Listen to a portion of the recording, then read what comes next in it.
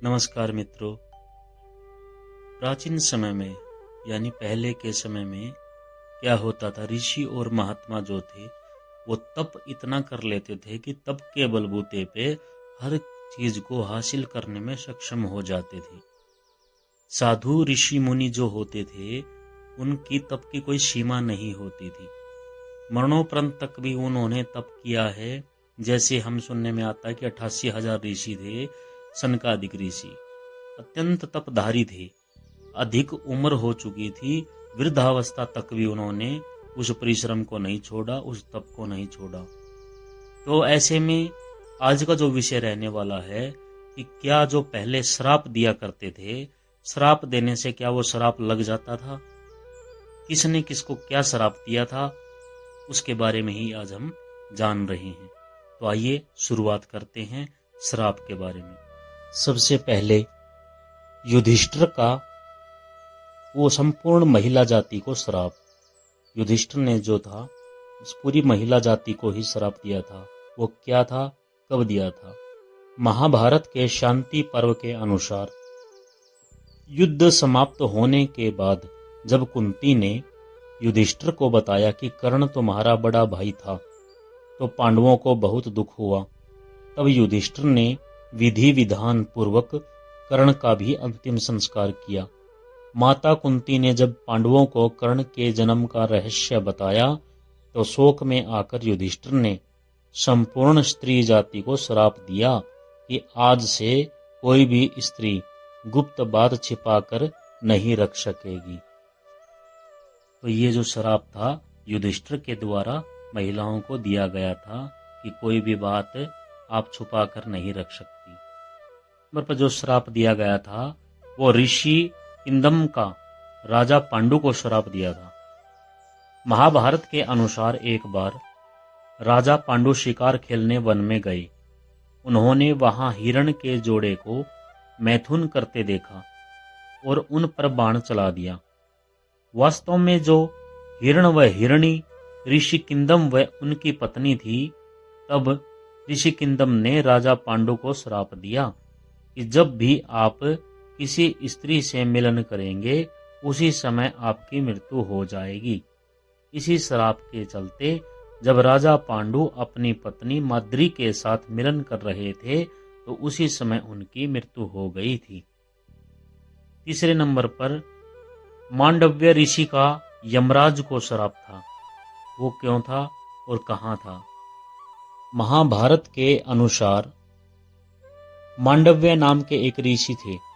राजा ने भूलवश उन्हें चोरी का दोषी मानकर सूली पर चढ़ाने की सजा दे दी। सूली पर कुछ दिनों तक चढ़े रहने के बाद जब उनके प्राण नहीं निकले तो राजा को अपनी गलती का एहसास हुआ और उन्होंने ऋषि मांडव्य से क्षमा मांगकर उन्हें छोड़ दिया। तब ऋषि यमराज के पास पहुंचे और उन्होंने उनसे पूछा कि मैंने अपने जीवन में ऐसा कौन सा अपराध किया था कि मुझे इस प्रकार झूठे आरोप की सजा मिली। तब यमराज ने बताया कि जब आप 12 वर्ष के थे तब आपने एक फतिंगे की पूंछ में सींग चुभाई थी, उसी के फलस्वरूप आपको यह कष्ट हुआ। तब ऋषि मांडव्य ने यमराज से कहा कि 12 वर्ष की उम्र में किसी को भी धर्म अधर्म का ज्ञान नहीं होता। तुमने छोटे अपराध का बहुत बड़ा दंड दिया है, इसलिए मैं तुम्हें श्राप देता हूँ कि तुम्हें शूद्र योनि में एक दासी पुत्र के रूप में जन्म लेना पड़ेगा। ऋषि मांडव्य के इसी श्राप के कारण यमराज ने महात्मा विदुर के रूप में जन्म लिया था। आगे चलते हैं। नंदी का रावण को श्राप। वाल्मीकि रामायण के अनुसार एक बार रावण भगवान शंकर से मिलने कैलाश गया। वहां उसने नंदी जी को देखकर उनके स्वरूप की हंसी उड़ाई और उन्हें बंदर के समान मुख वाला कहा। तब नंदी जी ने रावण को श्राप दिया कि बंदरों के कारण ही तेरा सर्वनाश होगा। अगला श्राप था 5वां, कद्रु का अपने पुत्रों को श्राप। महाभारत के अनुसार ऋषि कश्यप की कद्रु व विनीता नाम की 2 पत्नियां थी। कद्रू सर्पों की माता थी व विनीता गरुड़ की। एक बार कद्दू व विनीता ने एक सफेद रंग का घोड़ा देखा और शर्त लगाई। विनीता ने कहा कि ये घोड़ा पूरी तरह सफेद है और कद्दू ने कहा कि घोड़ा सफेद है लेकिन इसकी पूंछ काली है। कद्दू ने अपनी बात को साबित करने के लिए अपने सर्प पुत्रों से कहा कि तुम सभी सूक्ष्म रूप में जाकर घोड़े की पूंछ से चिपक जाओ, जिससे उसकी पूंछ काली दिखाई देगी और मैं शर्त जीत जाऊं। कुछ सर्पों ने कद्दू की बात नहीं मानी। तब कद्दू ने उन पुत्रों को श्राप दिया कि तुम सभी जन्मेजय के सर्प यज्ञ में भस्म हो जाओगे। अगला श्राप था उर्वशी का अर्जुन को। महाभारत के युद्ध से पहले जब अर्जुन दिव्यास्त्र प्राप्त करने स्वर्ग गए तो वहां उर्वशी नाम की अप्सरा उन पर मोहित हो गई। यह देख अर्जुन ने उन्हें अपनी माता के समान बताया। यह सुनकर क्रोधित उर्वशी ने अर्जुन को श्राप दिया कि तुम नपुंसक की भांति बात कर रहे हो, इसलिए तुम नपुंसक हो जाओगे। तुम्हें स्त्रियों में नर्तक बनकर रहना पड़ेगा। यह बात जब अर्जुन ने देवराज इंद्र को बताई तो उन्होंने कहा कि अज्ञातवास के दौरान यह श्राप तुम्हारी मदद करेगा और तुम्हें कोई पहचान नहीं पाएगा। 7वें नंबर का जो श्राप था तुलसी का भगवान विष्णु को श्राप था। शिव पुराण के अनुसार शंखचूड़ नामक एक राक्षस था। उसकी पत्नी का नाम तुलसी था।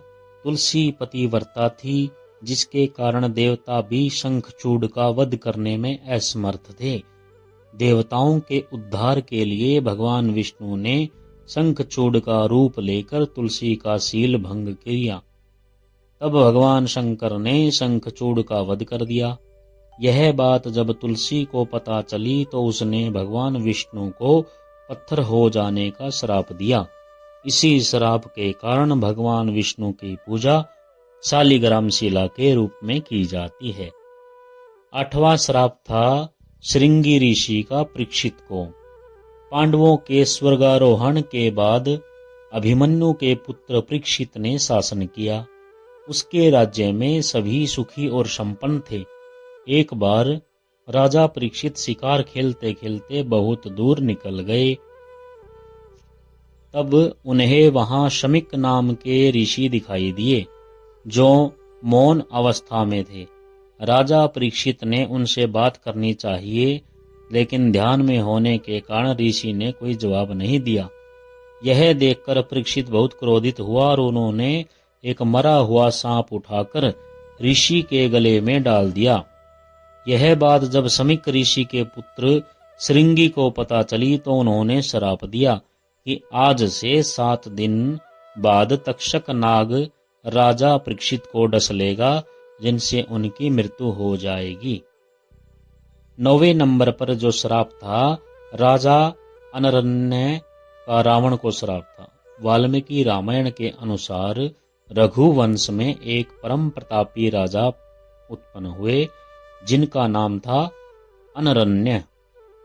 जब रावण विश्व विजय करने निकला तो राजा अनरण्य ने उसका भयंकर युद्ध हो गया। उस युद्ध में राजा अनरण्य की मृत्यु हो गई। मरने से पहले उन्होंने रावण को श्राप दिया कि मेरे ही वंश में उत्पन्न एक युवक तेरी मृत्यु का कारण बनेगा। इन्हीं के वंश में आगे जाकर भगवान श्री राम ने जन्म लिया और रावण का वध किया। अगला श्राप था परशुराम जी का कर्ण को। महाभारत के अनुसार परशुराम भगवान विष्णु के ही अंशावतार थे। सूर्य पुत्र कर्ण उन्हीं का शिष्य था। कर्ण ने परशुराम को अपना परिचय एक सूत पुत्र के रूप में दिया था। एक बार जब परशुराम कर्ण की गोद में सिर रखकर सो रहे थे, उसी समय कर्ण को एक भयंकर कीड़े ने काट लिया। गुरु की नींद में विघ्न न आए, ये सोचकर कर्ण दर्द सहते रहे, लेकिन उन्होंने नींद से नहीं उठाया। नींद से उठने पर जब परशुराम ने देखा तो वे समझ गए कि कर्ण सूत पुत्र नहीं बल्कि क्षत्रिय है। तब क्रोधित होकर परशुराम ने कर्ण को श्राप दिया कि मेरी सिखाई हुई शस्त्र विद्या की जब तुम्हें सबसे अधिक आवश्यकता होगी उस समय तुम वह विद्या भूल जाओगे। 11वें नंबर पर जो श्राप लगा था वो तपस्विनी का रावण को लगा था। वाल्मीकि रामायण के अनुसार एक बार रावण अपने पुष्पक विमान से कहीं जा रहा था, तभी उसे एक सुंदर स्त्री दिखाई दी जो भगवान विष्णु को पति रूप में पाने के लिए तपस्या कर रही थी। रावण ने उसके बाल पकड़े और अपने साथ चलने को कहा। उस तपस्विनी ने उसी क्षण अपनी देह त्याग दी और रावण को श्राप दिया कि एक स्त्री के कारण ही तेरी अगला 12वें नंबर का जो श्राप था वो गांधारी का श्री कृष्ण को।